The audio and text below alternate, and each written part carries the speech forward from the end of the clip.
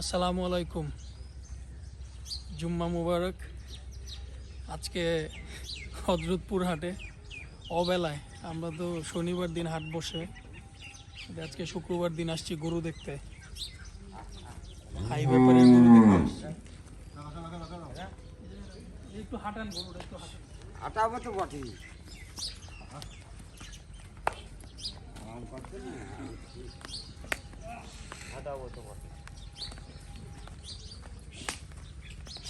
পয়সা অত ওই দিক নিয়ে নেই।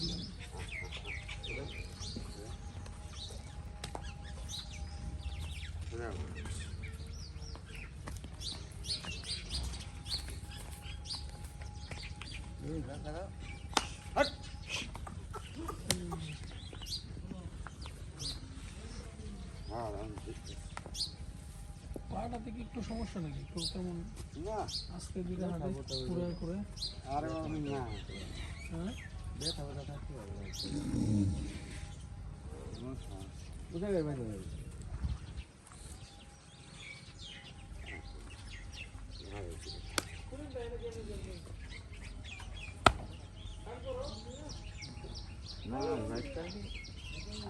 গরম দিন গাছ যাই।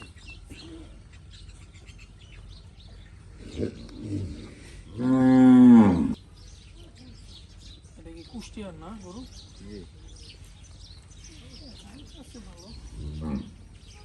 মাশাআল্লাহ লম্বা আছে। ঠান্ডাও আছে ভদ্র।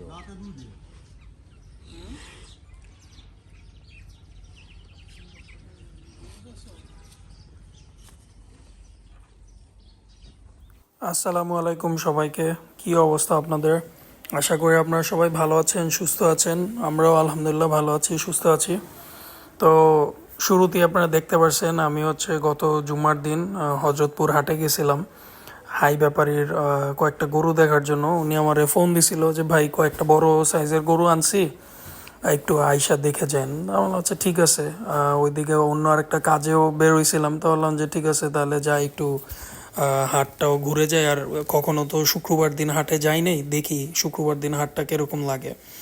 তো যাই হোক, হাটে গিয়ে যেই প্রথমে যে লাল গরুটা দেখলেন, ওই গরুটাই গিয়ে দেখছি, অন্য কোনো গরু আর দেখি নাই।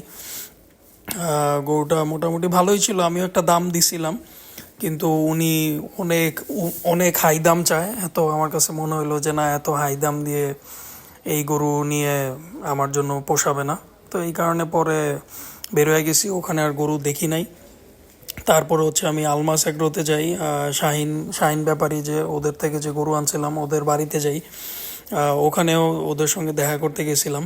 তো যাওয়ার পথে মাসাল্লাহ দিলে এত সুন্দর সরিষা ক্ষেত, মানে রাস্তার পর রাস্তা শুধু সরিষা আর সরিষা, এত সুন্দর লাগছে, এত ভাল লাগছে। তো দেখে একদম মনটা ভরে গেছে যে আমাদের আসলে উইন্টারে আমাদের চতুর্পাশ সরিষা ফুল দিয়ে এত সুন্দর একটা পরিবেশ হয়ে থাকে যে বলার বাইরে। তো এই যে দেখতে দেখতে শাহিনদের বাড়িতে চলে আসি। তো এসেই দুই একটা গরু পছন্দ করে বের করি, এর মধ্যে কালো একটা গরু ছিল। তো এখানে গরু দেখতে দেখতেই আমি এখানে ছোট্ট একটা হাউস ছিল, হাউসের মধ্যে মানে গর্তর মতন ছিল, ওখানে পরে কোমরের মধ্যে ব্যথা পাই, ফোনেও অনেকখানি ড্যামেজ হয়ে গেছে। তো যাই হোক, তারপরে ওরা হেল্প করে উঠাইলো আমারে। তো এখানে এই যে এই কালো গরুটা দেখতেছিলাম, তো এই কালো গরুটার সঙ্গে আরও আপনারা পরে দেখতে পারবেন আরও দুইটা গরু আমি বের করি, একটা লাল আর একটা একটু লাল কালো মিক্স।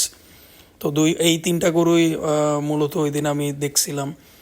তো কোনো কেনার উদ্দেশ্যে যাই নাই, গরু গিয়েছিলাম এমনি ঘোরার জন্য। তো ওখানে গিয়ে যেহেতু ওরা নতুন কালেকশন করছে, আর আমিও যেহেতু টুকটাক অল্প অল্প করে গরু কালেক্ট করতেছি আমার খামারের জন্য, একটু মিডিয়াম সাইজ গরু, তো সেই কারণে এই তিনটা গরু বের করি। এর মধ্যে এই কালোটা মোটামুটি ভাল লাগছিল।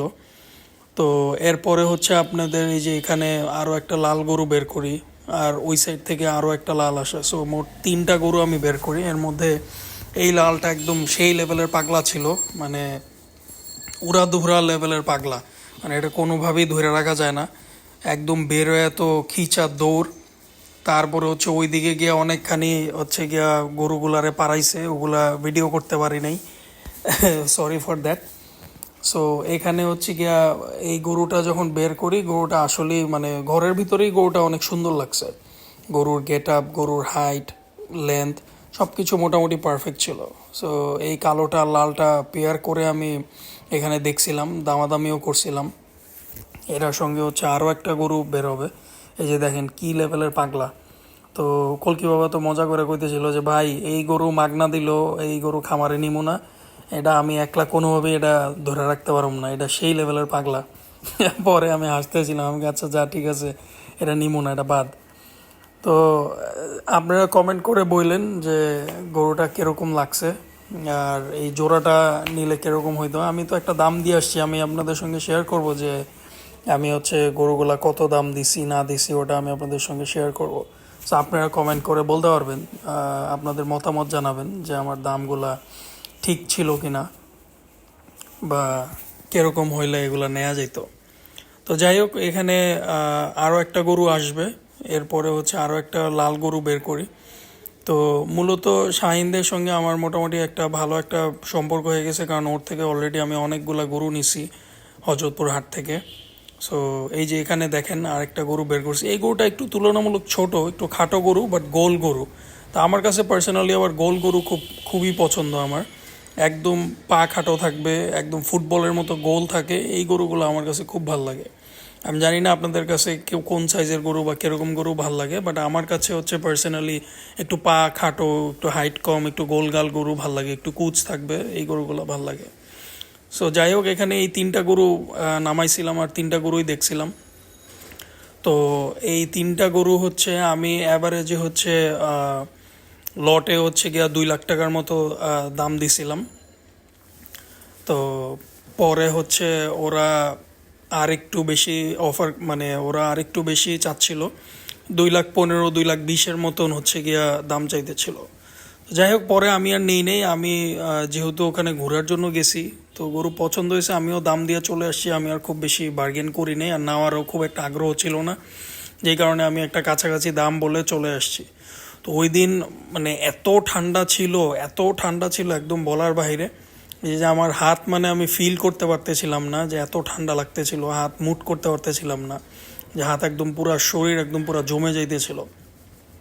তো যাই হোক, ওখান থেকে খামারে ব্যাক করলাম। আমার খামারে ওই দিন হচ্ছে গিয়া বাইরে যে গরুগুলো ছিল, যেমন পুষ্পা, তারপর ওইদিকে হারকিউলিস, তারপরে আমার পুতুল, রিও, ফার্ডিন্যান্ড, ওদেরকে হচ্ছে মেইন শেডে নেওয়ার প্ল্যান ছিল। তো এখানে প্রথমে হচ্ছে পুষ্পারে বের করতেছিলাম। তো পুষ্পা তো আল্লাহর রহমতে এখন সুস্থ হয়ে গেছে, ওর খুরা রোগ হয়েছিল, এখন আল্লাহর রহমতে সুস্থ হয়েছে। তো পুষ্পারে হচ্ছে ওই দিন এখান থেকে মেইন শেডে ট্রান্সফার করে নিয়ে যাই। তো পুষ্পাও দেখবেন যে কিছুক্ষণ পরে ওরে নেওয়ার সময় ও কী লেভেলের পাগলামি করছে, কী লেভেলের মানে দৌড়াদৌড়ি করছে। অনেক দিন ধরে তো এখানে ছিল, এই যে দেখেন এখন বের হয়ে এসে যে একটা দৌড় মারছে, মাসাল্লাহ দিলে, মানে আমরা দুইজন মিলে ওখানে ধরে রাখতে পারতেছিলাম না। আরেকটু হইলে ওইদিকে মানে আমার আম্মা ছিল, ওরা হচ্ছে গিয়া ভয়ে পরে রুমে ঢুকে গেছে। তো যাই হোক, পরে আমি আর হৃদয়, তারপরে আমরা দুইজন মিলা হচ্ছে গরুটার ভিতরে নেই, নিয়ে হচ্ছে গিয়া মানে ওরে সেট করি একটা জায়গায়। আর ভিডিওটা করছে হচ্ছে আমার ভাইস্তা, ও বাচ্চা মানুষ, ও ভয়ে হচ্ছে গিয়া কাছে যাইতে পারে নাই। সো আপনারা কিছু মনে করবেন না যে ভিডিওর অ্যাঙ্গেল বা ভিডিও অনেক জায়গায় হয়তো বা ব্লারি হয়ে গেছে বা ঠিক মতো হয় নাই।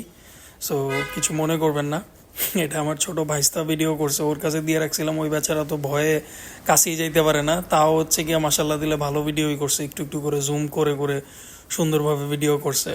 আর পরে তো হচ্ছে গিয়া রিও যখন বেরোয়, রিওর পাগলামির চোটে তো হচ্ছে মোবাইল টোবাইল ফালায় দৌড় মারছে। তো যাই ওই দিন হচ্ছে আমরা একদম মানে ইউজুয়ালি আমরা 5টা 5:30 মাগরিবের টাইমে হচ্ছে পর্দা টর্দা দিয়ে গরুর খামার ঢাকি, বাট ওই দিন একদম 3:30 4টা বাজে একদম খামার পুরা প্যাকেট করে ফেলছিলাম, কারণ ওই দিন এত ঠান্ডা ছিল। তো এই যে এখানে আমার পুতুল, ওরে বের করে একটু হাঁটাই আমরা এখানে, কারণ ও মার্শাল্লাহ দিলে বের হইলেই দেখা যায় একটু দৌড়াদৌড়ি করে একটু লাফায়। তো ওর ওর ব্যাপারে এখনও আমি ফাইনাল না যে ওরে নিয়ে কি করব। যদি হচ্ছে গিয়ে ওর দাঁত হয় ঈদের আগে, তাহলে হয়তো আমি কুরবানি দিব, আর নাইলে হয়তো আমার খামারে রেখে দিব, আরও 1 বছর ওরে পালবো। সো এখন আমি ফাইনাল করি নাই, ওরে নিয়ে এখনও চিন্তা ভাবনা করি নাই কি করব। দেখা যাক আল্লাহ কিসমতে কি রাখছে বা ভাগ্যে কি রাখছে, ইনশাআল্লাহ কারণ ও গরুটা মাসাল্লাহ দিলে খুবই সুন্দর, একদম পুতুলের মতনই সুন্দর মাসাল্লাহ, একদম পারফেক্ট একটা বাচ্চা। তো ইনশাআল্লাহ ওর ভালো একটা ফিউচারও আছে, দেখা যাক আল্লাহ কিসমতে কি রাখে। সো এরপরে হচ্ছে গিয়া আমরা ফার্ডিন্যান্ডকে বের করি, ফার্ডিন্যান্ডেরও হচ্ছে গিয়া ঘরে সেট করে ফেলি। তো ফার্ডিন্যান্ড খুব একটা পাগলামি করে নেই, একদম সুন্দর করে বের হয়ে আসতে খামারে ঢুকে গেছে, একদম ভদ্র ভদ্র ছেলের মতন। তো ফার্ডিন্যান্ড এখানে হচ্ছে সুন্দরভাবেই ঘরে ঢুকে গেছে। তো আল্লাহর রহমতে আমাদেরও মাসাল্লাহ দিলে মেইন শেড যেটা, মেইন শেডে তো আমার 30টা গরু রাখার ক্যাপাসিটি আছে। তো আল্লাহর রহমতে অল্প অল্প করে এখন আমার মেইন শেডটা ফুল হয়ে যাইতেছে। এখন আল্লাহর রহমতে মেইন শেডে আমার প্রায় 20টার মতন গরু হয়ে গেছে আলহামদুলিল্লাহ। তো এই যে এখানে রিওরে বের করতেছি, তো রিও বের করার পরে হচ্ছে কি আবার একটু সেই লেভেলের পাগলামি করছে, মানে পারে না হচ্ছে কি আমারে গুতা দিয়ে একদম ফালাই দেয়। এই যে দেখেন মাশাল্লাহ, রিও গরুটা আমার কাছে খুব ফেভারেট। ও মাশাল্লাহ দিলে ঈদ আসতে আসতে আমার আমার এক্সপেকটেশন বলে যে ও মাশাল্লাহ দিলে খুব সুন্দর একটা জায়গায় যাবে। বাদ বাকিটা আল্লাহ ভরসা, আল্লাহ ভালো জানে। তো এই যে এখানে রাত্রেবেলা হচ্ছে ওদেরকে খাবার দিচ্ছি, সাইলেজ। ইউজুয়ালি সাইলেজ এখন দেই না শীতের মধ্যে, এখন যেহেতু ঘাস আসা শুরু করছে এখন ঘাসই খাওয়াচ্ছি।